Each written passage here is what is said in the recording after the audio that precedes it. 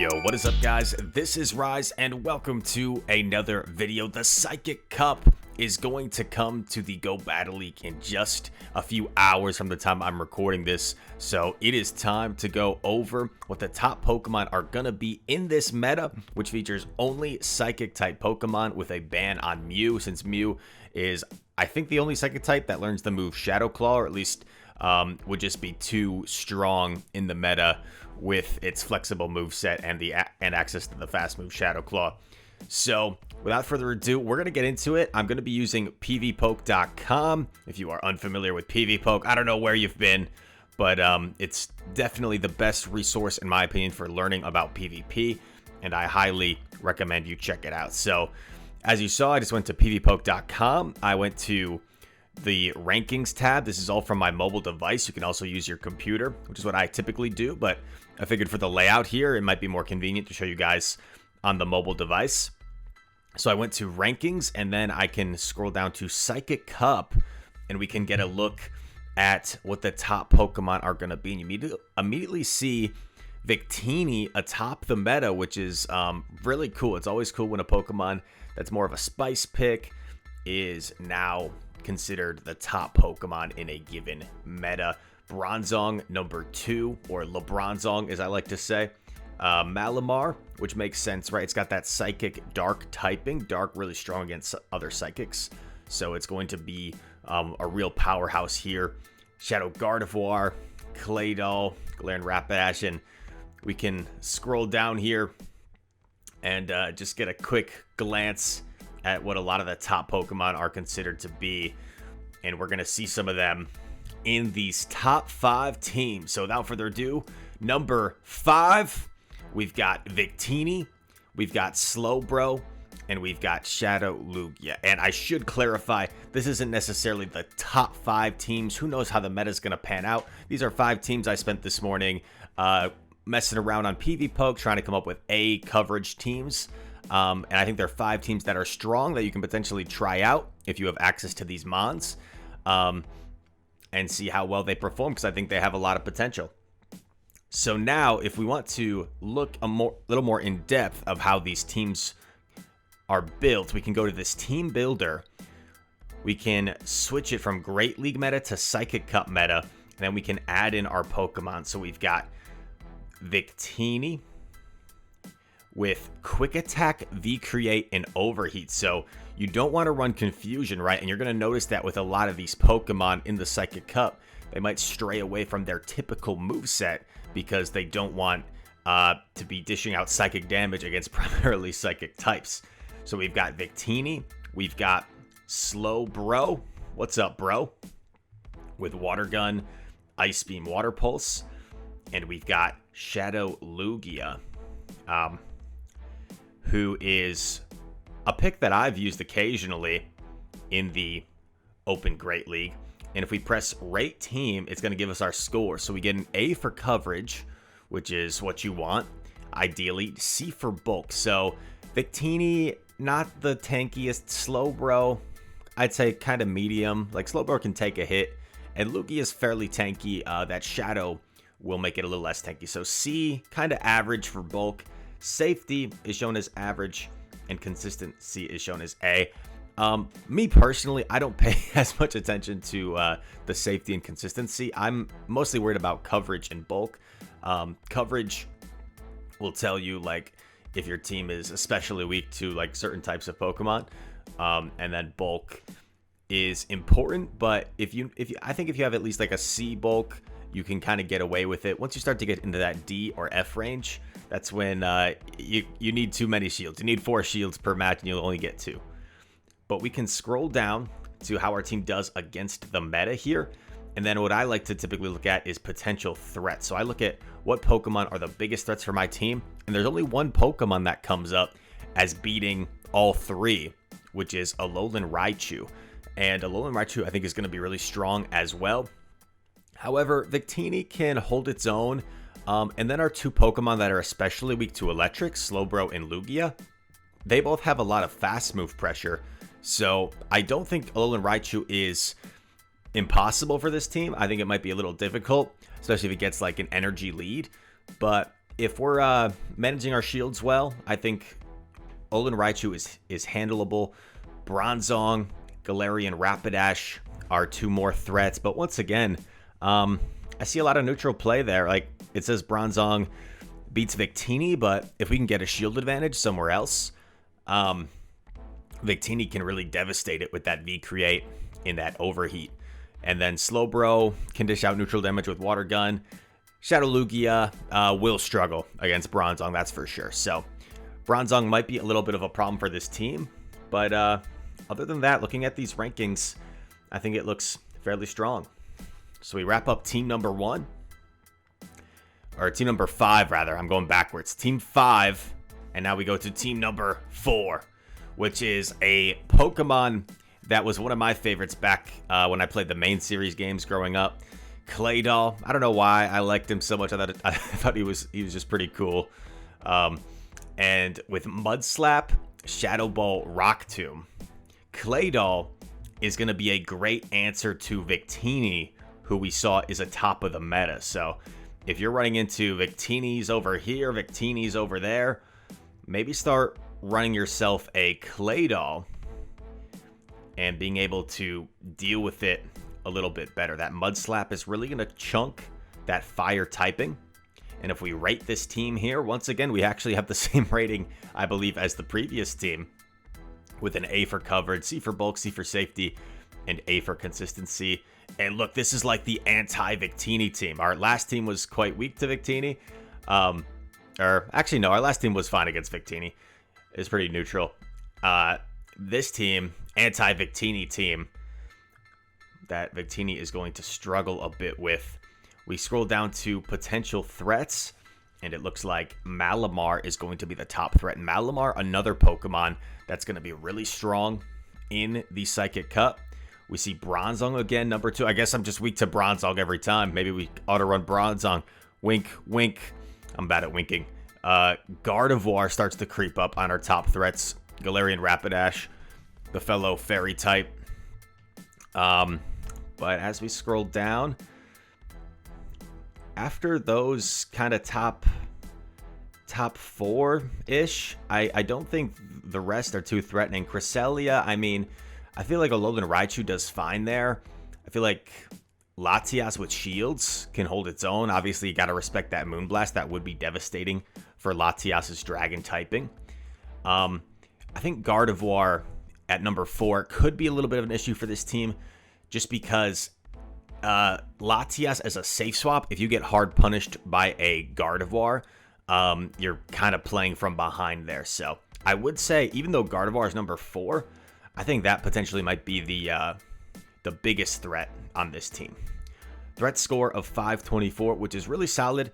Anytime you can get close to like a 500 threat score, that's really good. In like really small condensed metas, sometimes you can get like 400s, 300s, but in more open metas, it's usually like even less than 600 is starting to get to like a good threat score. So that is team number 4 for y'all. And we are going to transition to team number 3. And we have to address the elephant in the room, everybody. The elephant in the room is, what is the most toxic team going to be? And this has a chance for the most toxic team with Malamar, Wobbuffet, and Shadow Gardevoir. Dude, Shadow Gardevoir, I saw Home Slice Henry just posted a video. It's going to be so busted.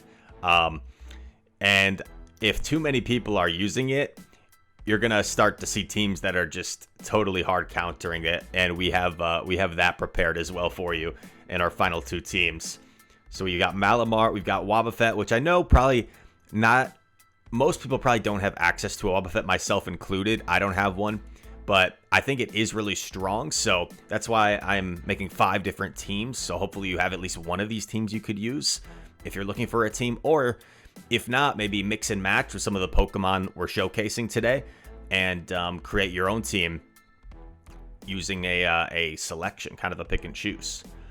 So we've got Malamar, Wobbuffet, Shadow Guard. We rate this team A for bulk. That's how bulky Wobbuffet is. That's insane. Wobbuffet's bulkiness basically like counteracts the glassiness of Shadow Gardevoir. And then we've got B for safety, B for... So the highest rated team yet and a very toxic team. 473 threat score. That's a really good threat score. We look at the potential threats, and Metagross is number 1. So how about that? Metagross, normally a Master League player, is now actually viable in the Great League in this current meta. Shout out Boygos. Maybe Boygos, I could see him running Metagross for sure. Victini and Bronzong seem to always be there towards the top threats. Just 2 really strong players in this meta. Galarian Rapidash is up there again. In opposing Gardevoir, yeah, because Malamar is going to struggle against Gardevoir, obviously, with that dark typing. So that's kind of the one thing in this meta I think Malamar really has to worry about is Gardevoir. Everything else it has neutral play against. Wobbuffet is so bulky, to be honest. Like, I bet... Actually, that's curious. So one other cool feature about PvPoke is looking at how matchups play out. So I'm kind of curious about the Gardevoir Wobbuffet matchup. Like, can Wobbuffet get to multiple... can he get to multiple returns? It looks like it can. Yeah. It can get to 2 returns, but... Gardevoir is going to win the 2 shield. And the return only does 45%. So, Gardevoir can just straight up win the 1 shield. It looks like... Oh, no, wait. Wobbuffet wins the 1 shield. Wait. Yeah, okay. Gardevoir is on the left side. So Gardevoir... Wobbuffet wins the 1s against Wobbuffet. Straight return. That's pretty wild. So, yeah, Wobbuffet can actually hold its own against Gardevoir, even though it says Gardevoir is a top threat. So that is the toxic team I have for you. If you want to get toxic with Shadow Gardevoir and the tanky beast Wobbuffet. If you've never used Wobbuffet, it's just ridiculously tanky. Imagine like kind of Bastiodon levels of bulkiness. And we get rid of Team 3 and we go to Team 2 with Cresselia, Galarian Rapidash, who we've seen as a top threat here a bunch of times. And then Galarian Slowking. So... Cresselia kind of there for the bulk. Galarian Rapidash. And the thing to note with this team is it's very charge move centric. Not a whole lot of fast move pressure. The team before this was mostly fast move pressure. This team, lots of charge move pressure from these Pokemon. And some nice bulk as well with that Cresselia in there to kind of counteract the glassiness of Galarian Rapidash. We rate this team A for coverage, B for bulk, B for safety, B for consistency. Victini looks like a problem. We go down to the top threats. And, bro, these... I don't think it's me. I don't think it's me just naturally building teams that are constantly weak to Victini and Bronzong. Maybe it is, but I think it's a combination of them being super strong in this meta as well. I guess only 2 of our teams have been really weak to Victini, but it seems like Bronzong's a problem for all of our teams. Alolan Raichu as well. So like Alolan Raichu, right? It says it beats all 3. So like, Rise, how am I supposed to beat Alolan Raichu with this team? Well, Galarian Rapidash is going to outpace it to body slams. You're going to dish out super effective damage with hexes. Cresselia can tank a move, can land the Moonblast. So... I don't see Alolan Raichu being like a super issue with this team. If you guys have watched some of my recent streams, right, I was using that team of Trevenant, Lantern, and Steelix, and I ran into some Shadow Abomasnow leads, but we didn't just give up. I ran into some Obstagoon leads, and we just kind of danced around and were able to win some of those games with major core breaker leads. And I've also played people like that I led my Trevenant into a Lantern, and they danced around and won the game. So even if there's a Pokemon that your team struggles with, just make sure you have enough neutral play against it where you can kind of tag team it. After Galarian Rapidash, Malamar, Metagross, Jirachi. You know what's funny? Jirachi, you'd think could be really good here with that steel typing, but because its only viable fast move after Confusion is Charge Beam, Jirachi's not going to be that good because Charge Beam is just a really bad fast move. No offense to Charge Beam. So unfortunately, Jirachi, I don't think is going to be that viable in the Psychic Cup. Team number 2 is done, and we're down to the 5th and final team. Team number 1. Bang. And we have to counteract the Wobbuffet and Gardevoir team for team number 1. We have Metagross and LeBronzong in back. Bronzong, I like to call him LeBronzong, just to have some fun. I'm a basketball fan. Okay, Metagross. And you also notice that Malamar has Hyper Beam rather than Superpower as its second move. And that's because, once again, Psychic Cup, everything has a Psychic typing. I don't know off the top of my head if there's anything you would rather Superpower than Foul Play. Nothing comes to mind, because like even Bronzong, right? Like you're going to hit it neutral with Superpower, but you'd rather Foul Play it. So I think Hyper Beam is the way to go for Malamar. And we rate the team A for coverage, C for bulk, B for safety, A for consistency. And we look at the potential threats, and Victini is number 1 once again.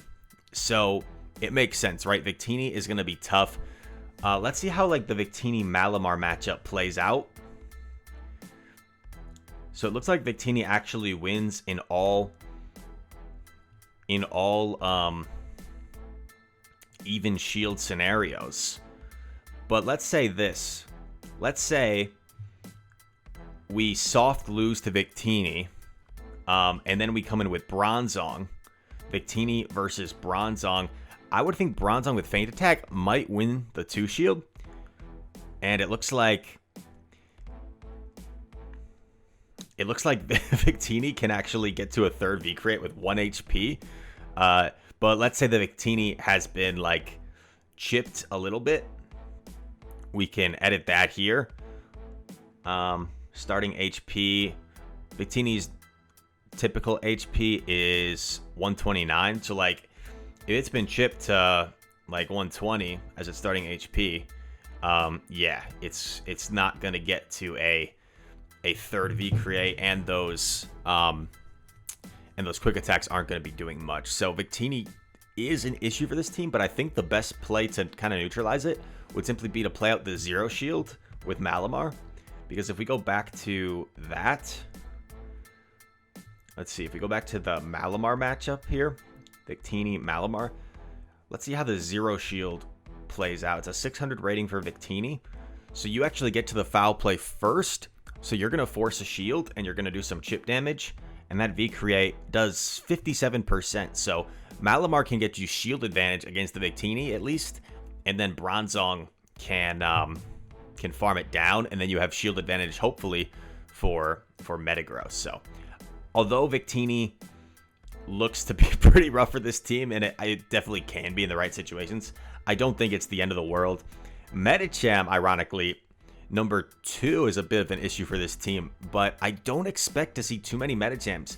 Maybe in the lower ELO ranges, there might be a lot of Medicham because trainers might be so accustomed to using it in Open Great League, and they see they can still use it in the Psychic Cup. They're going to use it, but I just feel like it's not the best Pokemon for most teams in the Psychic Cup, because with counter, most things are going to resist it here. So I don't expect to see too many Medicham. Well, you know, it's unfortunate. I haven't seen a Rangaroo anywhere, but makes sense. Confusion user.